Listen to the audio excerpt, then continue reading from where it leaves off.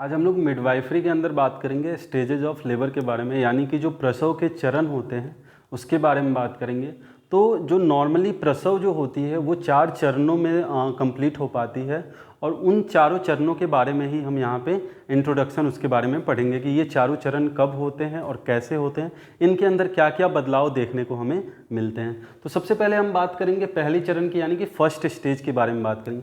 अच्छा ठीक है, फर्स्ट स्टेज बात करने से पहले हम लेबर के बारे में एक बार रिवाइज कर लेते हैं कि लेबर क्या होता है, यानी कि प्रसव क्या होती है। तो प्रसव एक ऐसी प्रक्रिया है जिसके अंदर जो एक महिला गर्भधारण की होती है, और गर्भधारण के फलस्वरूप जो शिशु तैयार हुआ रहता है, उस शिशु को सही सलामत गर्भाशय से बाहर निकालने की जो प्रक्रिया होती है उसको हम प्रसव बोलते हैं। और साथ ही साथ शिशु को निकालने के साथ साथ जो उसकी प्लेसेंटा होती है, और साथ ही साथ जो वहाँ पे अम्बिलिकल कॉर्ड वगैरह होते हैं, या जो भी वहाँ पे उत्तक वगैरह टिश्यू वगैरह जो वहाँ पे प्रेजेंट होते हैं, उन सबको बाहर निकालने की जो ये प्रक्रिया होती है, ये सीरीज ऑफ इवेंट होती है, उसको हम क्या बोलते हैं, लेबर बोलते हैं। ठीक है, अब हम बात करेंगे फर्स्ट स्टेज के बारे में, यानी कि फर्स्ट स्टेज ऑफ लेबर क्या है। फर्स्ट स्टेज ऑफ लेबर वो है, ये स्टार्ट वहाँ से होता है जब ट्रू लेबर पेन स्टार्ट होता है। यानी कि जैसे ही ट्रू लेबर पेन स्टार्ट हो गया एक मदर को, यानी कि बहुत ज़्यादा उनको लेबर पेन हो रही है, जिसमें कंटिन्यूसली लेबर का पेन की जो इंटेंसिटी है, यानी कि जो दर्द की तीव्रता है, वो क्या हो रही है, धीरे धीरे बढ़ती जाती है, तभी हम समझ जाते हैं कि ये ट्रू लेबर पेन आ चुका है। ठीक है, तो ये onset of true labour pain से स्टार्ट होता है, यानी कि जब से ट्रू लेबर पेन आया उस टाइम से स्टार्ट होगा, और साथ ही साथ फुल डायलेटेशन ऑफ सर्विक्स तक ये कंप्लीट हो जाता है। ये फर्स्ट जो चरण है, पहला जो चरण है, यानी कि जब पेन स्टार्ट हुआ ट्रू लेबर पेन, उस टाइम से लेकर के जब ग्रीवा पूरी तरीके से 10 सेंटीमीटर डायलेट हो जाता है, यानी कि सर्विक्स 10 सेंटीमीटर तक डायलेट हो जाता है, उस प्रक्रिया को हम क्या बोलते हैं, फर्स्ट स्टेज ऑफ लेबर बोलते हैं। ठीक है, अब इसमें हम बात करेंगे सेकंड स्टेज के बारे में। फर्स्ट स्टेज हो गया, first stage onset of labour pain से लेकर के फुल डायलेटेशन ऑफ सर्विक्स तक की प्रक्रिया होती है। दूसरे चरण में क्या होता है, जैसे ही ये पहला चरण कंप्लीट होता है, दूसरा चरण वहीं से स्टार्ट हो जाता है, यानी कि जहाँ पे जो ग्रीवा है, सर्विक्स है, वो पूरी तरीके से डायलेट हो गया है। अब वहाँ से लेकर के ये सेकेंड स्टेज वहाँ से स्टार्ट हो जाएगा, और जब तक बेबी बाहर डिलीवर नहीं हो जाता है, बेबी का पूरी तरीके से डिलीवरी हो जाना, बाहर आ जाना, यहाँ तक सेकेंड स्टेज कंप्लीट हो जाता है। यानी कि दूसरा चरण यहाँ पे कंप्लीट हो जाता है। कहाँ से कहाँ तक, पहला जहाँ से onset of labour pain first stage में हो गया, फिर फुल डायलेटेशन ऑफ सर्विक्स तक ये कंप्लीट हो गया। फिर जैसे ही सर्विक्स फुल डायलेटेट हुआ, वहाँ से सेकंड स्टेज स्टार्ट हो गया, और बेबी डिलीवर हो गया, वहाँ पे जाके कंप्लीट हो गया। उसके बाद स्टार्ट हो जाता है हमारा third stage. Third stage start होने से पहले यहाँ पे 2 फेज होते हैं। एक होता है प्रोपल्सिव फेज, जिसमें कि बेबी बाहर आने की तरफ कोशिश करता है, और एक होता है एक्सपल्सिव फेज।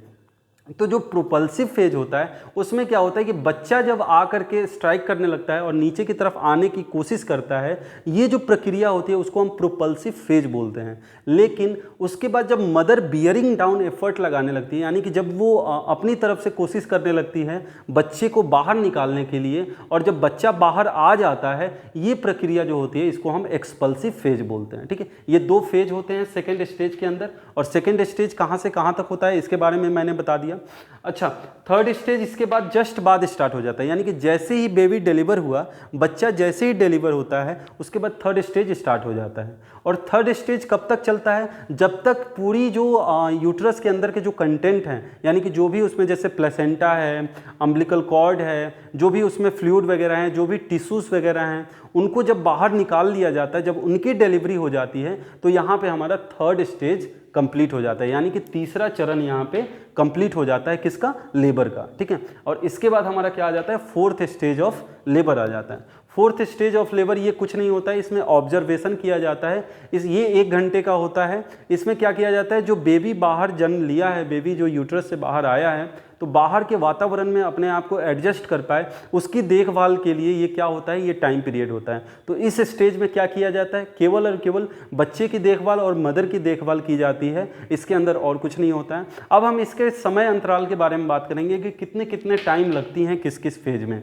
तो जो पहला फेज है, यानी कि जो पहला स्टेज है, फर्स्ट स्टेज, पहला चरण, इसमें जो हम प्राइमी पैरा जो मदर होती हैं, जो प्राइमी ग्रेविडा मदर होती हैं, जो पहली बार मदर बनी हैं, वैसी मदर के अंदर देखा जाता है ये अप्रॉक्सीमेटली 12 घंटे का समय लगता है, 12 आवर्स का इसमें समय होता है। और जो मल्टी ग्रेविडा मदर होती हैं, यानी कि जो 1 से 2 से ज़्यादा बार बच्चे को जन्म दे चुकी हैं, उसके अंदर ये सीधा हाफ हो जाता है, ये 6 आवर्स का टाइम हो जाता है। यानी कि जो फर्स्ट स्टेज का जो टाइम पीरियड है, लेबर पेन आना और लेबर पेन आने के बाद सर्विक्स का पूरी तरीके से डायलेट हो जाना, यानी कि ग्रीवा का पूरी तरीके से फैल जाना 10 सेंटीमीटर तक, 10 सेंटीमीटर फुल डायलेटेशन होता है सर्विक्स का, तो यहाँ पे हमारा फर्स्ट स्टेज कंप्लीट हो जाता है।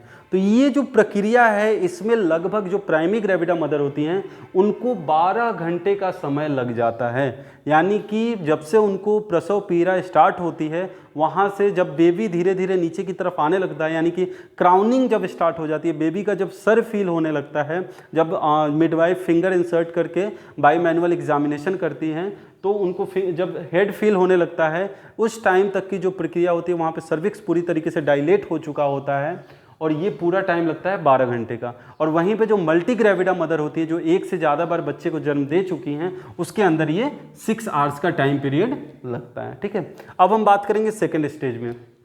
सेकेंड स्टेज में ये टाइम घट करके बहुत कम हो जाता है। और सेकेंड स्टेज में जैसे हम लोगों ने नॉर्मली देखा कि एक बार सर्विक्स डायलेट हो गया, क्योंकि सर्विक्स डायलेट होने में ही टाइम लगता है, समय ज़्यादा लगता है, क्योंकि बच्चा अभी बाहर आने की कोशिश कर रहा होता है, और यहीं पे मदर की जो सर्विक्स होती है वो अच्छे से डायलेट हो पाती है, और जब अच्छे से डायलेट हो पाएगी तभी तो बेबी बाहर की तरफ आ पाएगा, तो इसीलिए इसमें ज़्यादा टाइम लगता है। और यहाँ पे जो द्वितीय चरण होता है, दूसरा चरण, इसमें लगभग 2 घंटे का टाइम लगता है प्राइमरी पैरा मदर में। यानी कि जो प्राइमरी ग्रेविडा मदर हैं उनके अंदर ये कितना टाइम लगता है, 2 घंटे का समय लगता है। और जो मल्टी ग्रेविडा मदर होती है उनके अंदर ये आधे घंटे का टाइम लगता है, यानी कि 30 मिनट्स का टाइम लगता है।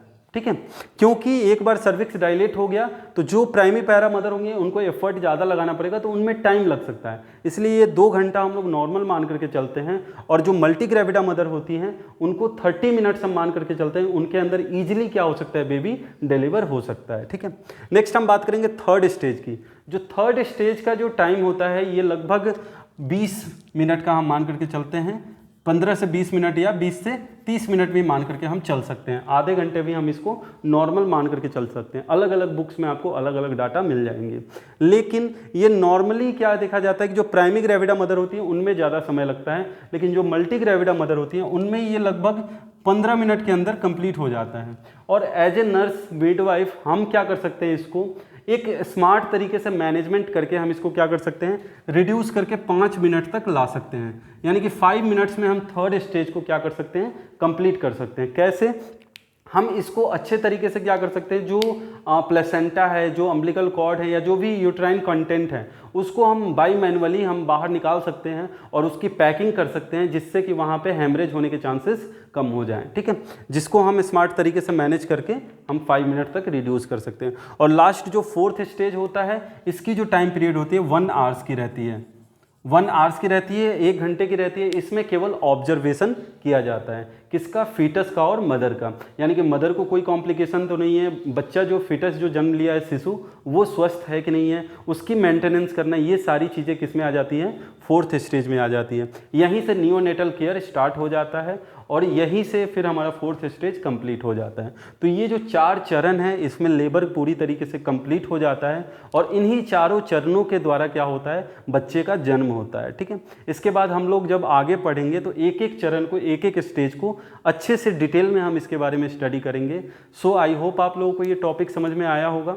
अगर आपको इस टॉपिक से रिगार्डिंग कोई भी डाउट है तो आप पूछ सकते हैं, और भी ऐसे इन्फॉर्मेटिव वीडियोज़ के लिए आप डिस्क्रिप्शन में दिए हुए लिंक पर क्लिक करके आपको डाउनलोड कर सकते हैं। Thank you.